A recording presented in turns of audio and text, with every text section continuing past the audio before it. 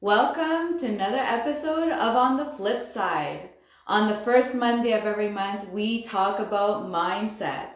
And every other Monday after that, we talk on any topic in real estate. My name is Danielle Chiasson, and today's guest speaker is Danielle Chiasson. Now, before we get started, I wanted to share with you an application I've created that solves two problems in the real estate investing industry. One is being able to be found, searchable, and there's actually a challenge going on. So it's being posted today. So check it out. You're gonna get to win $200, an Amazon gift card for $200. And the second is credibility. If you're looking to increase your credibility, grow your credibility and trust, this is the application you want to be on, because it's a lot of fun to be in. It's a social networking platform too. It has an app, so you're going to want to check it out. It's up and coming. And now back to the show. So on the flip side, we get to talk about our guest speakers are real estate investors. And they're here to help you by sharing different topics in real estate and sharing their point of views and sharing their experiences with us. So I'm so excited to have Danielle on. Send her some hearts, send her some love, and let's get her on. Okay. Is it? It looked like it was going to work this time. Oh, got you on. Hey, Hi, everybody. how are you? I am well, Diana. How are you? Good, good. Good. So today's topic on the flip side, which I'm so excited about because I think it's a great topic actually, is Danielle, we're going to be chatting about how to treat our real estate like a business, which I think is so important because you embody that so well. I've always found that very important. So even what does that even mean? Because I don't think a lot of people really even understand how or what it is to actually treat your real estate as a business. Well, ultimately, I think most people, when they get started in real estate, they get started at buying a secondary property to maybe supplement later on their retirement or just to help put some money into an alternative savings program. So instead of putting it in the bank or an RSP or a high interest savings account, they're like, well, let me take that money and put it into real estate and maybe I can do better returns there. And so a lot of people just kind of like buy a property here and maybe they're lucky enough to buy a second property and grow on that. But then they realize that there's a lot of work involved in that and they see the benefits after having one or two or three properties. They're like, hey, you know what? This is actually not a bad deal. So this little side gig that started as a side gig, just out of instinct, just to want to find new ways to put money and park their cash and make it grow, turns into what really is a business. And so it's really hard for the average person who doesn't have an MBA, who's never been in business, maybe their parents were entrepreneurs. Most people are just employees and don't have the business side of things.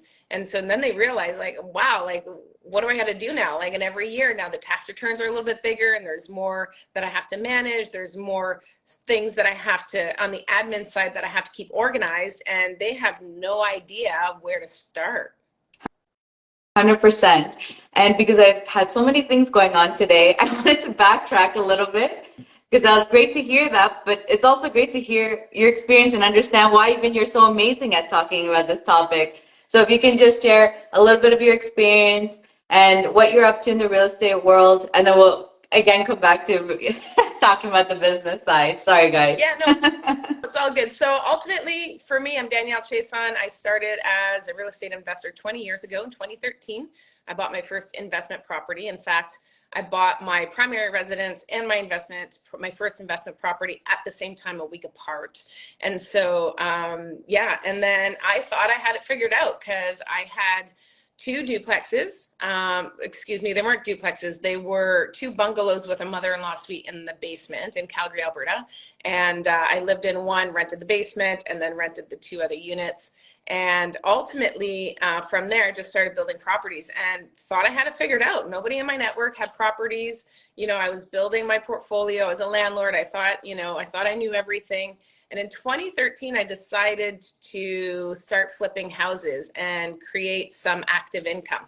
And when I did that, I went down to the States. There wasn't a lot up here to learn. And I went down to the States with a group down there, real estate educational group down there.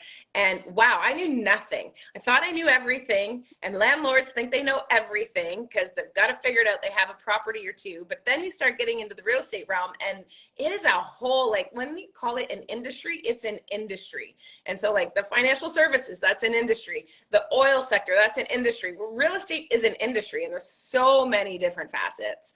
And yeah, you can have many different business structures within real estate. And so I wanted to have active income. I wanted to flip houses, did that for a while. Then I went into acquisitions. So I did multifamily acquisitions, built up a portfolio.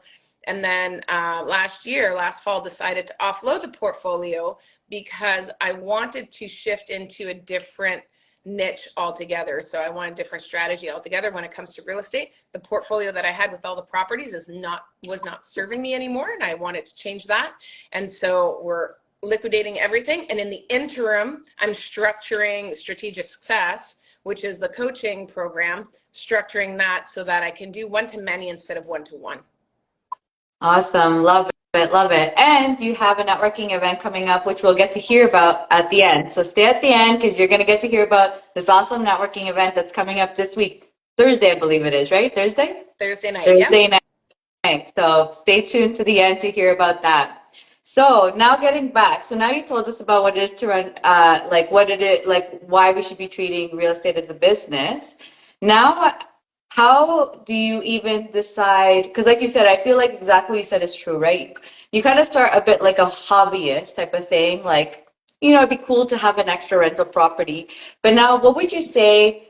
How can people decide when it's like, I should probably start treating it more like a business and not like that, like a hobby or just like an extra thing on the side? Like what would be the defining factor for you? Well, it's going to be different for everybody, Diana. Some people are okay managing on their own and taking on that. There's something to be said for sweat equity. Of course, when you have sweat equity, when you're doing the work yourself, your ROI is going to be a lot higher because you're investing time, not just money. But when you are treating it as a business, because what happens is there's only so much bandwidth that you have that you can handle in a day. And if you're getting to the point where you're thinking, wow, I don't want to do this, or this isn't the highest and best use of my time, or I hate doing this, well, then at that point, you really need to decide if you want to invest in somebody doing it. So one of the first hires that most real estate investors and business owners, in fact, should be looking at is a bookkeeper. Right out of the gate, you should be looking at a bookkeeper, engaging a bookkeeper. You can start it at once a month. And what happens is, here's the interesting part. When you have a bookkeeper that comes in, then you are going to start doing the things that you need to be doing because it forces you to be organized and prepared for when that bookkeeper comes in. So instead of you going, okay, I'm going to toss everything over there and over here, and you're not organized because, at some point you're going to sit down and you're going to go through it, but then it becomes such a monstrous task and it becomes weighing on you very heavy. Well, when you have a bookkeeper coming in regularly, it forces you to say, okay, I'm going to keep all my receipts. I'm going to write on those receipts. I'm going to put them over there. That way, when she or he comes in, they can just go through all of these receipts and import them into my accounting program, whatever program it is that you use, right?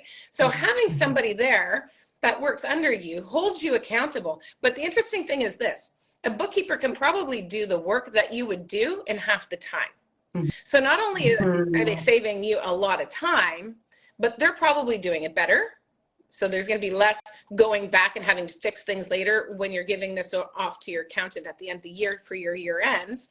But also, it takes away from the stress. So it helps regulate your moods and how you're going to manage your business so that you're more clear-minded and can handle other things because you don't have all of this weighing you down. So when things are weighing you down, when you're at the point where you don't really want to do it, you hate doing it, you really should start thinking about investing into certain things. And it doesn't have to be big. Like I said, a bookkeeper, if you've got 1 or 2 properties, you probably can do it on your own. 3 or 4 properties, you might want to consider doing a bookkeeper, bringing them in. And they don't need a whole lot of time to, bring all your books up to date, throughout the course of a month. But it's going to save you a lot because it'll help you stay organized. And at the end of the year, nobody loves to do taxes. But at the end of the year, they can prepare a nice little package for your accountant, hand it off to your accountant, and it makes things way, way easier for you, less stressful. It helps manage the stress. And really, guys, look, it's the cost of doing business. A lot of people don't want to pay it, but it is the cost of doing business.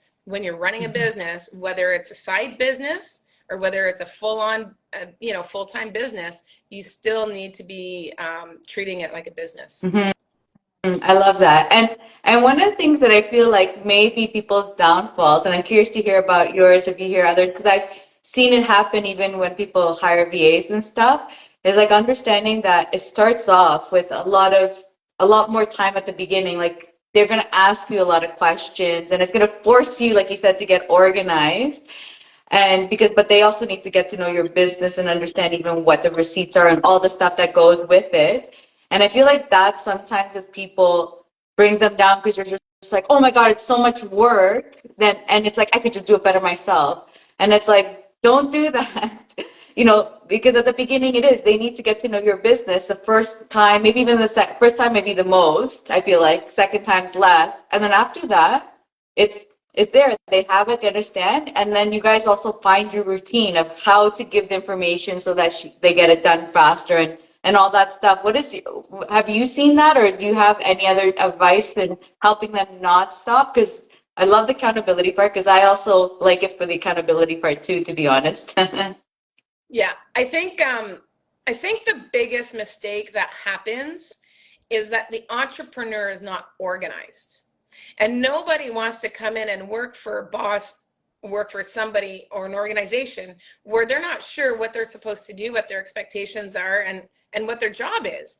And so I always tell my entrepreneurs, look, when you hire a new seat in your business, you're typically going to have 3 turnovers before you settle into a way of doing it. And what happens is a lot of entrepreneurs, they go out there, they hire the first person, they hire the first bookkeeper, and it doesn't work out.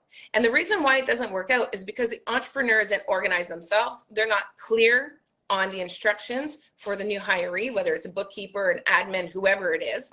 And ultimately, it fails. But it's okay, because you have to go through that process 2 or 3 times before you really get clear on what you need from that person, from that new seat, and the system and the structure and the flow and how it's going to look like. And so a lot of times the entrepreneurs, they go out there and they hire the first person and they go, wow, it was so awful. They didn't know what they were doing. They didn't give me what I wanted. A lot of times the entrepreneurs aren't taking responsibility for the fact that they didn't convey exactly what they needed and when from that person. And so that's why it fails. And so the entrepreneur, the easy thing to do is to say, you know what, this doesn't work. I can do it better myself. It's too much time. It's too much effort. And then they just pack it up and go. But you know what? All you're doing is delaying the inevitable. You're delaying the inevitable.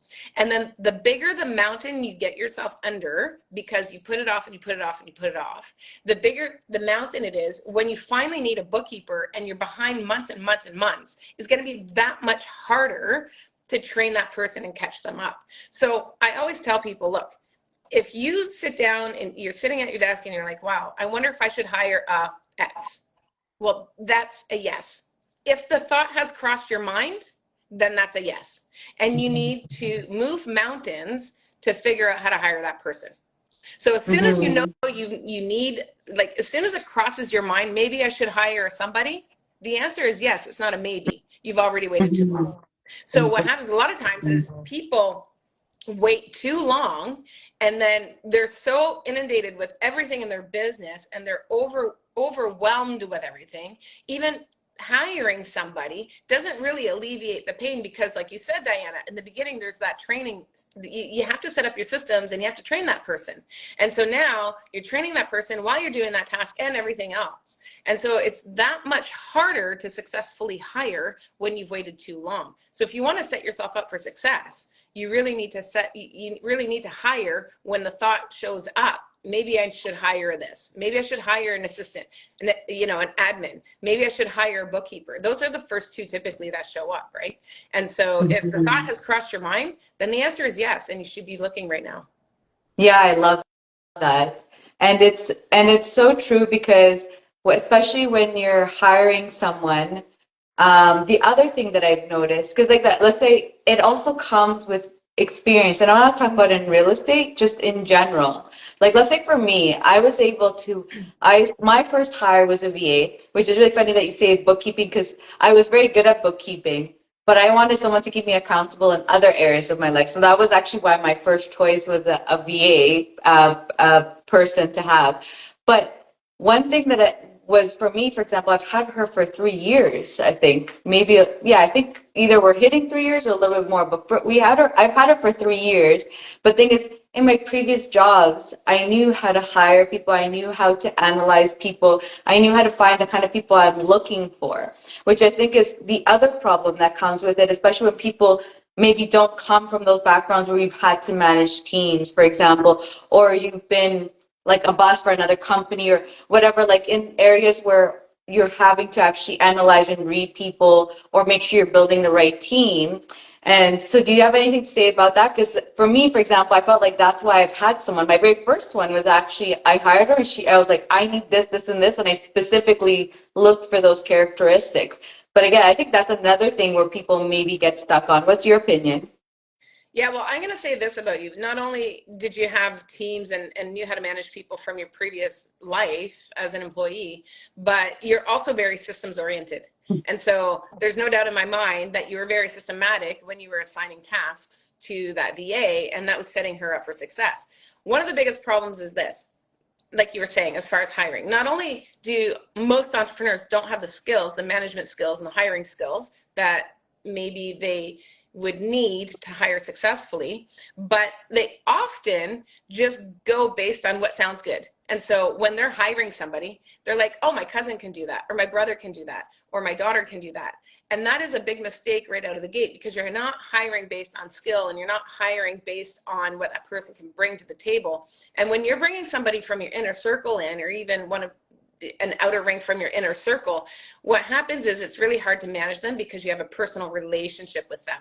And so it's not just business anymore.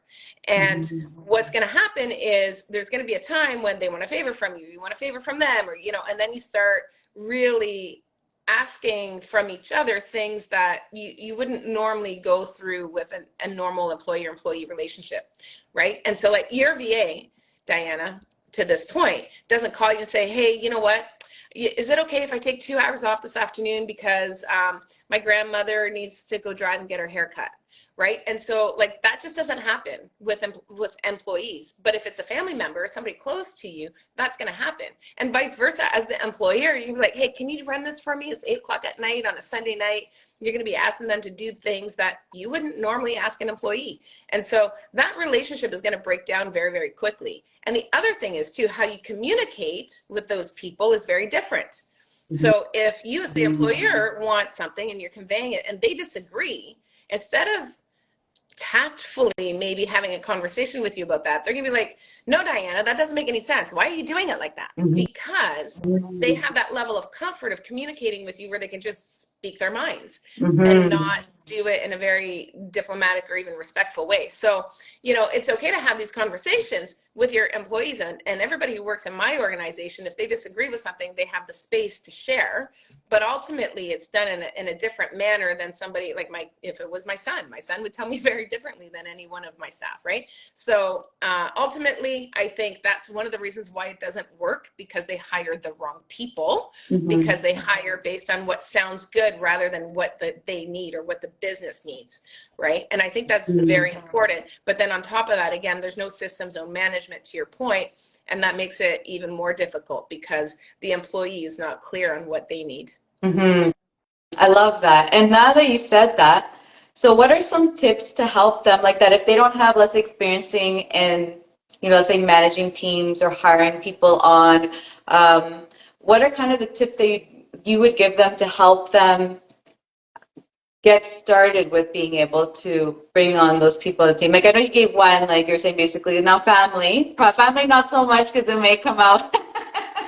You need someone else beforehand probably to practice with. But what tips would you give to people that maybe, for example, have struggled? They've hired someone that didn't come out well, and and we don't want you guys to give up, because I feel like don't give up. You don't want to give up because it's part of the learning. You know, it's like you will get there. You will find the right person, right? That's why they call it experience, right? So like when you're hiring somebody and it doesn't work the first time, here's one of my biggest pet peeves is that the employer says, "Oh my God, that person did this, that person did that, that." Listen, if you want to grow and you want to get better at what you do, you have to internalize rather than externalize where the issues lied. So look at yourself and say, what could I have done differently? How could I have handled that better? What did I miss here? So that you can learn how to set someone up better, maybe learn how to interview better, ask, what did I miss? And so if you focus on that, because all of the external stuff, whether it's there, whether it's not, it doesn't matter. You can't control that, but you can control how you adapt moving forward. And you don't want to have that experience that just happened. You hired somebody, didn't work out, and then they left. You don't want to have that be a missed opportunity to grow.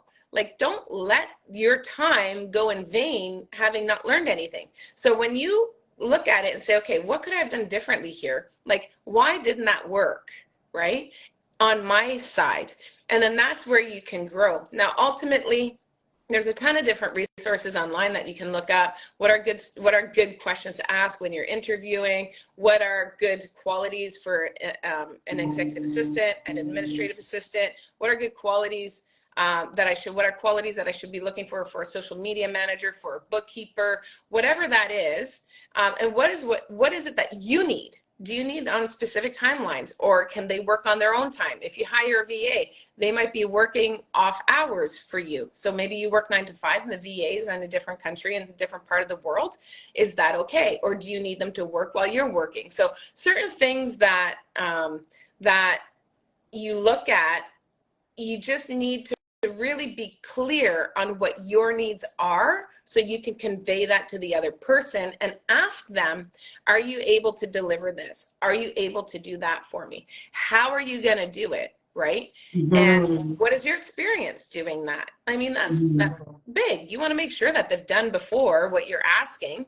If you have an administrative assistant, you're coming in and you want them to file some documentation for you, but they have no idea anything about online drives, whether it's Google Drive, OneDrive, any of those, right? Dropbox, whatever it is that you use for your business, but they've never used it. How are they going to file stuff for you, right? So you want to have some experience as well. Yeah. And like that, it's going to be gained. Like you said, make a mistake, but you're going to have to continue because sooner or later you learn. And I wanted to emphasize two things that you said, actually, because asking, I think that's a great thing that you said, asking how they do it, because it also helps you understand if you even like the way they're doing it and if it's going to work for you. And then the second thing I really loved too, because I think that was actually one of my biggest learning experiences, was the communication and asking. You were asking them questions, but for me, it was actually asking myself questions. It was how it happened with me, because with my VA, like she was from the Philippines, or she is, she's from the Philippines, and my biggest thing, because I actually had worked with teams from India. So I was used to, for example, the cultural differences. For example, like they say yes for everything, and that doesn't mean they're getting it done. That just means like they understand. And so that's like one thing I learned, for example, working with an Indian team, that it's like I'm not taking yes if it's getting done. But with working with people from the Philippines, or with her specifically, I would say, for example, language was very interesting because her English was like different than my English. So I was always at, like, she would do something and it was really funny because my question to me was, what did I say to make that happen? And I thought that was very interesting because I learned, and I also learned, for example, to be much more smaller like tasks oriented for her, like very procedural, compared to generally I could go to someone else and be like, hey, get this done. Whereas with her, I was like, okay, you know what, I need to like get those steps in because it is a new position. And I think you get so used to working that like you start like really removing all these steps because they're just automatic in you, and you kind of forget that you have all these in between steps, and you're just like, for example, like build me a business card, and it's like, did you read my mind and know that I want like my logo and like what I even want in it? It's just because I got used to so many different routines. And so with her, it was like these two things were very interesting to me. One was like learning how to explain things so that she would do it the way I wanted. And it was, so I was always actually asking myself questions. When I see her do something, I'd be like, what did I say? I was like, 'cause that's not what I meant, you know? So I was like, I felt like my English became better because I had to be I had to think properly about exactly what I wanted to tell her. Well, I wouldn't say your English got better, but probably your communication skills got better because it really Yeah. puts us in a position to be mindful about what we're saying and how we're saying it. Because when you have VAs, they take what you say quite literal. Mhm. And when you ask them to do this or that and they come back and it's literally what you asked but not exactly what you wanted, then you're like, wait a minute, no, I wasn't clear in what I needed. And so you're right, though, when you are dealing with a VA, you have to be very, very specific about what you're needing and wanting and outline it for them. But that goes for anybody. The difference is with a VA is that a VA is not in your office. Whereas somebody else, if you're working in an office environment and you ask them, hey, go build me a business card, and then they go, yeah, sure, no problem. Then they get started, and then they're like, oh, wait, does she want a logo on there? Does she want a picture? Then they just come right back to your office and say, hey, look, I wasn't sure. Do you want a logo or a picture? Right? And then you just answer it and then they go right back. So you don't even realize, and that's kind of the training process. But with a VA, there's not a lot of communication like that. And I think it's really important to have an open line of communication where they can come to you and ask you questions. And so, listen, I used to do this with my contractors. If you have a thought that crosses your mind that says, hey, maybe should I ask Danielle this? The answer is yes, every single time, especially in the beginning when you first Yeah. hire them, because that's when they're starting to learn how you want things done. So I don't want people just making a decision like the business card idea. You know, they make a decision, oh no, we'll go with the logo and then we'll put this and this and that. And then this color scheme looks really good. And then bring it back to me. And then I go, whoa, wait a minute, this is not what I wanted at all. And now I get into the nitty gritty and I define, okay, I wanted the picture, not the logo. And I want this information and I want the back clear and I want the, and then they go back and now they're doing the job twice. And this is where business owners say it's better if I just do it myself, because basically I outlined it all and I'm doing it myself. But time is precious, and having people to do this for you saves you time, even if it's only 10 minutes, 15 minutes, whatever it is. You will have saved time having somebody build out that business card for you, even if you're mapping it out for them. They will still save you a tremendous amount of time. And so ultimately, like when it comes to all of the marketing pieces and stuff that I do for strategic success, ultimately it's they put it all together, comes back to me, I do a quick revision, I give some feedback, I want this, I want that, and then they go back, they do it, and we're done. And in the beginning the revisions were 3 or 4 revisions per piece, but now that we've fostered that back and forth relationship over time, they know what I'm looking for, they know the color scheme, they know how I like things outlined. And so they have a lot less revisions now when I do it, and it saves me a ton of time, and I can push out way more marketing pieces than I ever could if I was doing it on my own. And this also highlights where it's really important to foster the relationships that you have with your employees and keep them. Like, people don't appreciate their VAs and their employees. And what happens is you end up with a lot of turnovers. And when you have those turnovers, now you got to go through that process all over again, right? As you know, Diana, you've had your VA for 3 years now. You can ask her something and she knows how you like things, and then she'll just be able to do it. And there's minimal management for longer term employees. And so you want to nurture those relationships and spend time on that in order to make sure that they're happy in what they're doing and that they're comfortable. And that way they can really deliver what you're looking for. And you don't have to worry about hiring and rehiring, because it's a tremendous amount of time and resource to hire and train somebody. 100%. It is. Yeah, you don't realize it. Like, you're like getting frustrated, like, oh, they're not doing this, they're not doing that. And like you were saying at the beginning, it's more like reflect on you and figure out, because either something you've said was, they've interpreted it differently, and you have to, and like you said, yeah, they interpret it differently. And also they haven't learned your language yet or your ways of being, which is exactly where my VA. I feel like, I mean, except for like sending her tasks and things that we do, but it's like we have like once a month meeting. With now we've had a lot of changes, so now we're going to go twice a week, like where we have like meetings again, just because there's so many changes happening. But like that, like exactly said, she knows me now. I ask for things. And like even if sometimes, because sometimes I'm super busy, I just throw something at her and don't even give her the details. But like you said, she comes back with the questions Yeah. now. Because another part that you're talking about, the assumptions, right?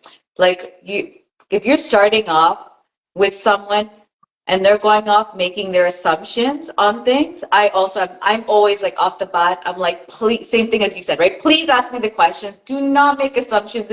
If you're asking yourself the question, or if you're deciding to answer that question yourself, I'm like, don't do it. Don't do it. I was like, ask me. So true. So I completely agree. And it really helps. It's part of the training. I call it part of the training process. But what happens is a lot of entrepreneurs, and this is a mistake that a lot of entrepreneurs make, they're like, they hire somebody. Let's say I hire a VA, and they say that they're a social media manager. This is what they do all day long. They have, 10 different clients, 12 different clients that they manage other people's social media, and this is what they do. So then I hire them, and then they're not delivering what I wanted or how I had envisioned it to look like. And then I'm like, I don't understand. Like, I hire these people, they should be able to do this. Like, this is what they do. Like, why do I have to train them? You always have to train guys, no matter what, because how you want things is not necessarily how somebody else wants things. And so through that communication Mhm. process, you then define what makes sense and what doesn't. Like, I hired a VA team. Now I have full-time on my staff 4 VAs. Beyond that, I had a social media team, which I've recently let go. And when we hired them initially, we're like, okay, this is what we'd like done, and this is how we want it. This is how often we want it. This is how we want it, the QA/QC and the approval process to go, all of that stuff. And they still had a hard time, like, really getting outside of how they did things to match it to me. So they weren't the right person for me, and that's okay. But Mhm. ultimately, though, like, that's what you have to do, is to learn each other, and then you compromise. So like, if I want things Mhm. done a certain way and they say, well, no, Danielle, that doesn't make sense because we do it this way for this reason, I go, oh, okay, that makes sense. And then through that communication is where you really get to come to the middle and figure out a way to make it work. But even then, that doesn't mean it's going to be the right person for you. And that's okay. Listen, don't try to fit a square peg into a round hole. If it doesn't work, it doesn't work. They're not your person. Move on and hire somebody else. So you have to Mhm. hire slow and fire fast. So really, like, do your due diligence, do your work, ask the questions, call the referrals, look at the work that they're doing, ask for, if they're a graphic designer, then ask for copies of their work. So I have two video editors, graphic designers on my team. And when I hired them, I gave them an exercise. I'm like, I want you to do this, build me this based on these criteria. I want to see what you put together. Did I have to do that? No. Putting together that exercise took me time. However, based on the 4 people that I interviewed on the first round, and then when I hired the first one, then decided I wanted a second one, I did the same thing. I was able to see who was more in alignment with how I like things. And so, yeah, Mhm. was it a little bit more work up front? 100%. But both of them were my original hires, and I haven't let them go, and I'm happy with them. And so when you put the work up front, then you're going to have better success at finding the right person for you, as opposed to just taking what people say at face value, not doing your due diligence, not double checking. And if you don't do all of that work, ultimately what's going to happen is you're going to end up letting them go because they're not going to be the right person for you. Mm-hmm. 100%. Completely agree with all that. And I love that you actually do, like, you do a little testing because it is, like you said, up front, there is going to be time that you're putting into it, and it's time out of your pocket to do it. But the benefits that come from it is where it's happening. You know, it's like having that patience at the beginning. Because I feel like some people just don't have the patience and kind of give up and are like, I can just do it Yep. myself. And it's like, don't do it. Be patient. And it's, if anything, it's helping you grow as a person, as a leader, which you have to be if you're treating your real estate as a business anyways. So all these things are teaching you, like, okay, clearly, for example, I didn't pick the right person. Maybe they didn't have even the right skills that you needed, that specifically you needed, or whatever. You start like learning about even yourself on how you hire or how you manage them, and just start slowly plugging through and having the patience to see it. It's up exactly what you said. It's up for the point where if you really see the skills are like not there, not the ones that specifically that you need, then okay, you let them go. But if it's like they have the skills, but for some reason things aren't happening, it'd be like probably you should like look this way first, figure out I think I'm doing something wrong. 100%. 100%. Mhm. And again, usually it's just about setting expectations. At the end of the day, a lot of people, they hire people and then they just go, well, they should know how to do it because that's what they do. And Yeah. that's probably the biggest mistake. Mhm. You still have Mhm. to manage your people and you still have to set expectations. You have to set expectations so that they know what they need to do. And what happens is like, oh, just manage my social media or just make sure everything is filed. But if you don't have a system and you don't show them or don't train them on how you want things filed, how you want it stored online, how you want it communicated back and forth, then of course it's going to be a mess. The file naming convention, just that in itself, how are you expecting these people that you're hiring to file name label the files when they're saving them online for you, right? And how do they know what folder it goes to? Because ultimately every file that I have can be saved in at least 2 different folders, right? Mhm. And so I have to let them know this is what I want. And if they don't get that from me, they're going to make a mess. And it's wrong for me to turn around and say, well, they should know what they're doing because this is what they're admin assistants. They've been in admin for 20 years. They should understand this. Well, but it's your business. They don't understand your business. They know how to file, but how does your business want filing to look like? And so I think that's Mhm. where people don't take the time to really spend on helping their staff. And if you don't do that, you're going to lose them and they're going to make a mess. And it's not going to be their fault, guys. It's going to be your fault. And I'm telling you Mhm. that because when things don't work, when things aren't working in your business, it always starts at the management level. There's something Mhm. broken up top. For whatever reason, the culture starts at the top. Everything starts at the top. And so that's why managers take responsibility for everything. And you as a business owner have to take ownership of everything that happens within your business. 100%. Completely agree. I love that. And that was a good point because I know you said it before, and I wanted to actually talk about that again. So it's great that you brought that up again because that it is very important, and I completely agree with it. And then so now I feel like 'cause we've talked a lot about the beginning part, which I feel like we should probably anything else even in getting like being in the business or not like in the hiring part, just anything else that you'd like to discuss specifically about the business that helps people think about like how they should be running their business, any tips on being in the business? Yeah, ultimately, the biggest thing with my VAs and my staff, like we have monthly meetings, staff meetings. You know, it's big for me to focus and create the culture that I need. So what my vision is, I really have to talk to the staff and enroll the staff on this is what it looks like and bring everybody together. It's now more important than ever because we're virtual, especially these small businesses. Now there's no bricks and mortar. People aren't coming into the office and we're doing it all virtually. And so how is everybody supposed to work together as a team when they never meet together as a team, right?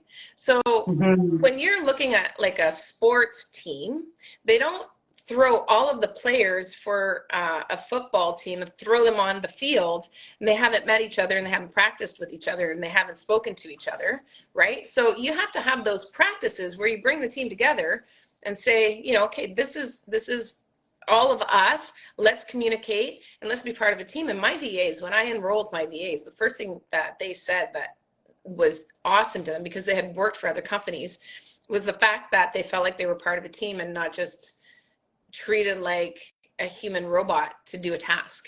And Mhm. so they were treated like humans and they appreciate that.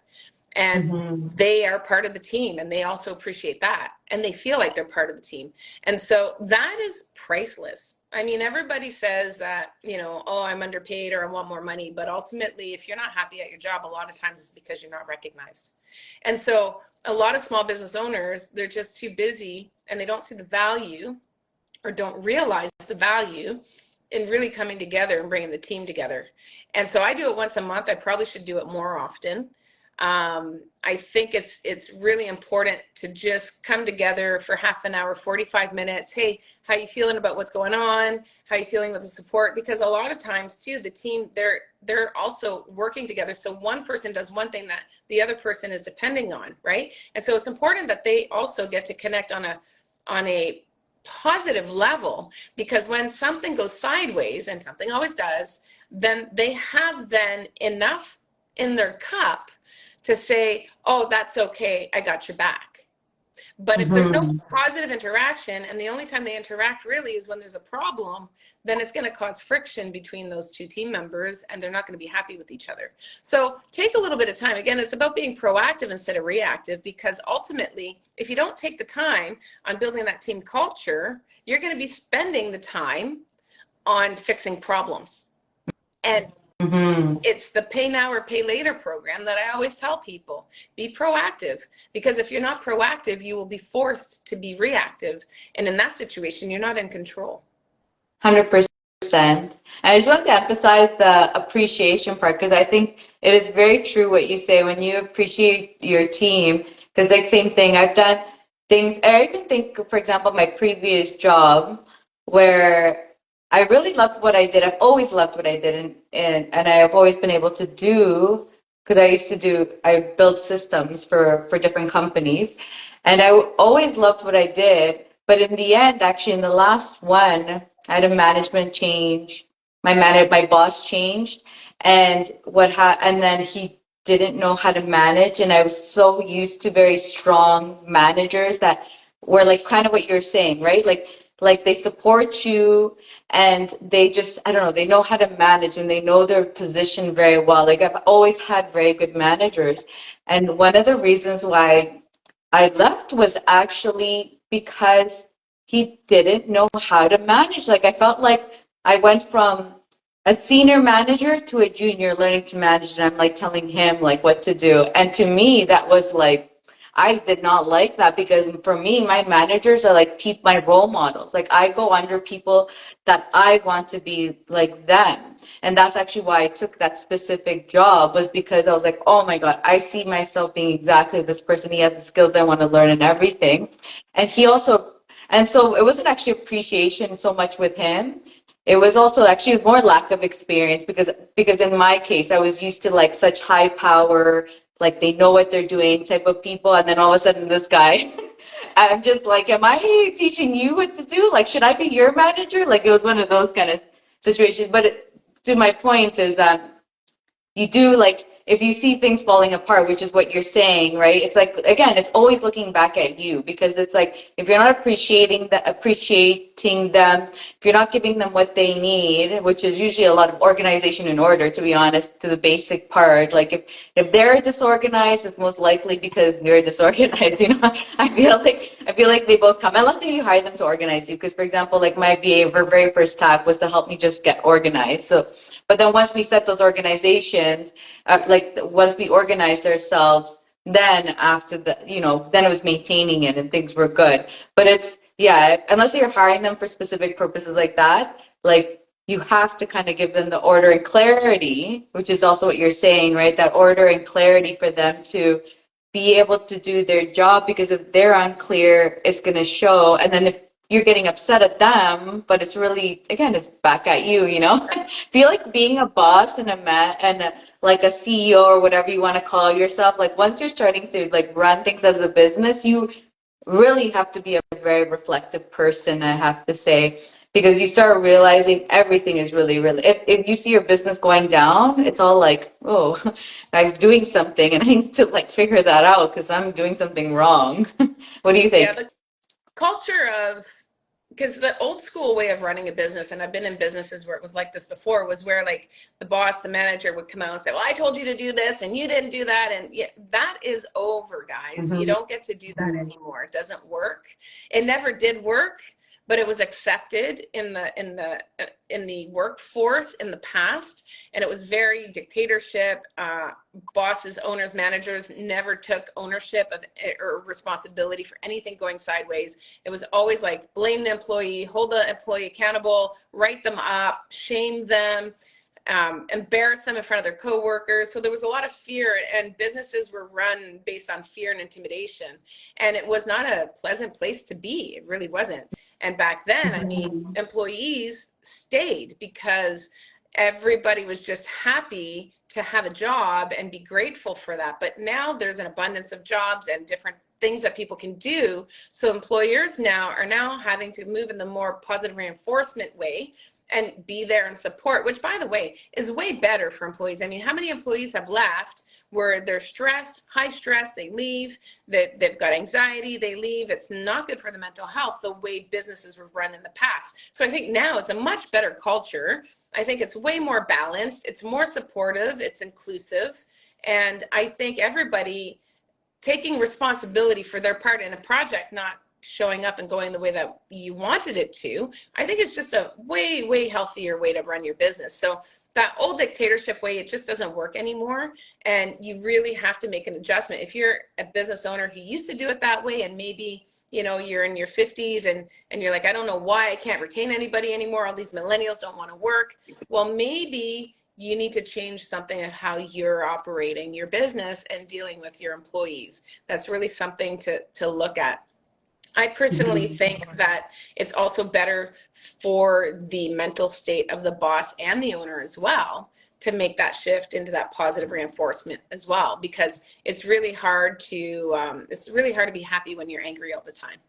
Yeah. And like you said, they're invested, because even you were saying with your teams, right, with your VAs, that because they love the environment they're in and they feel like a team, they act like a team, which I've also noticed the same. Like when you act like a team is a very different way than when you work for someone, I would say. Like the way I define it is, because I've seen the same thing. Like when I talk to my team, I'm always like, for example, like, oh, you said the same thing. Actually, you do the exact same thing, right? You're asking them questions like, what do you think? What is your opinion? Or for example, like my content creator, I'm always looking for her advice for what is the best way to do it. One, she's an expert in it. And two, again, I'm treating her like a team, right? Because I know a lot of people, even for example, let's say for a content creator, they tell their content creator what to do.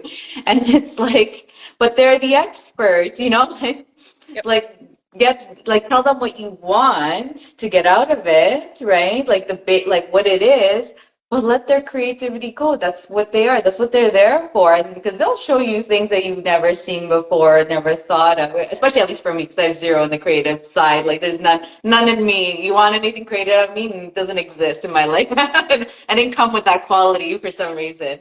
But it's like the team is so.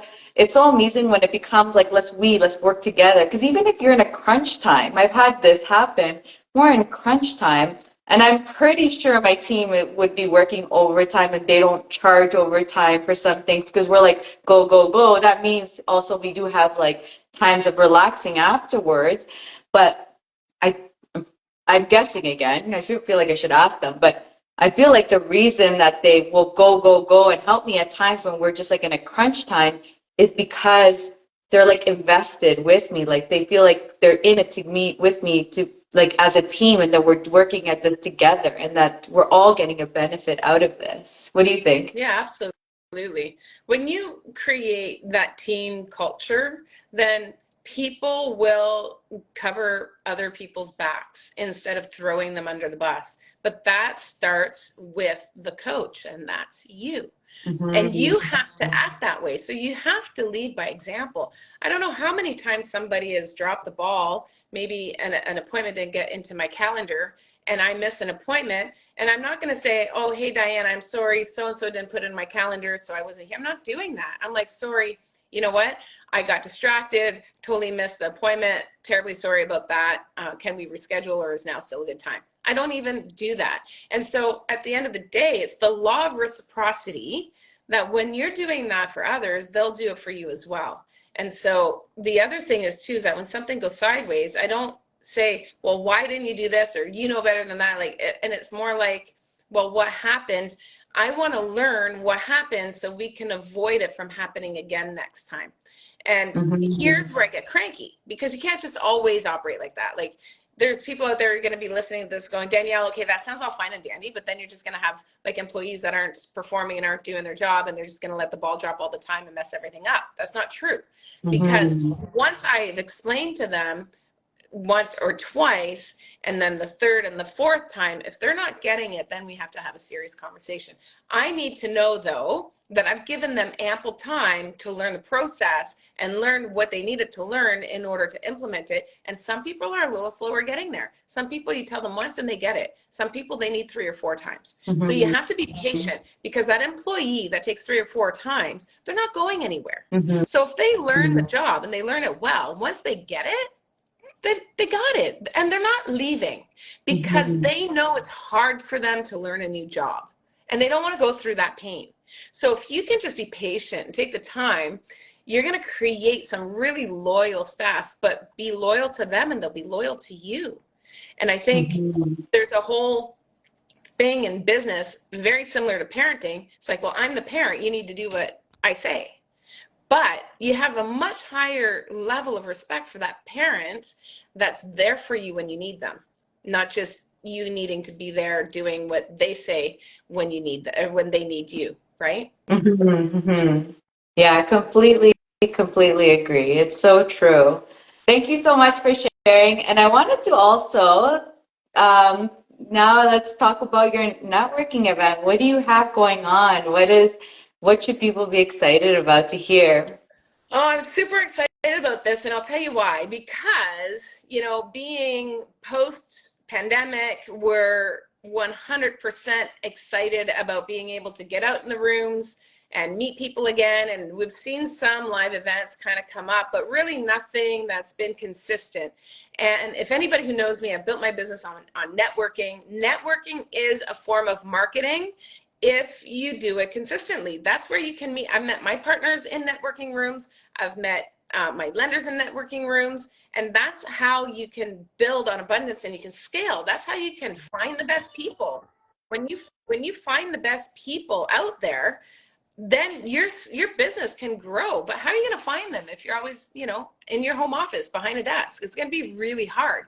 So the Strategic Success Entrepreneur networking event is all about bringing people together again and doing it consistently. So September 21st, this Thursday, 7 p.m., it is our first event. We're kicking off the 23-24 year. So we're going to be doing it every month towards the end of the month.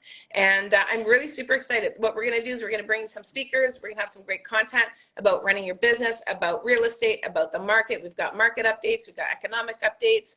We got all kinds of stuff going on, and I'm really, really stoked, really just about bringing everybody together, because I want to bring to people what I had pre-pandemic, which was the opportunity to go into these rooms and network, and I want to bring that opportunity back to the table for people who are now just getting into the real estate game or wanting to grow and expand on what they already have. Love it. Amazing. And so if you guys love what you've heard and you want to go to her networking event, I'm assuming it's in your bio somewhere or in like a link tree or something like that. Yeah. So she'll be tagged on this, so you'll be able to go and you'll be able to follow her. So if you want to see what Danielle is up to, then definitely follow her, see what she's up to. If you want to see what shows are going on, or you want to see what I'm up to, if you want to look at my application and register for it, it's free to join. Then same thing, you can follow me and you can go into mine and you can go and register in my application too. Thank you so much, Danielle. It was so much fun to chat with you, and we'll see everyone in the next episode. Bye, Danielle. Bye, everyone.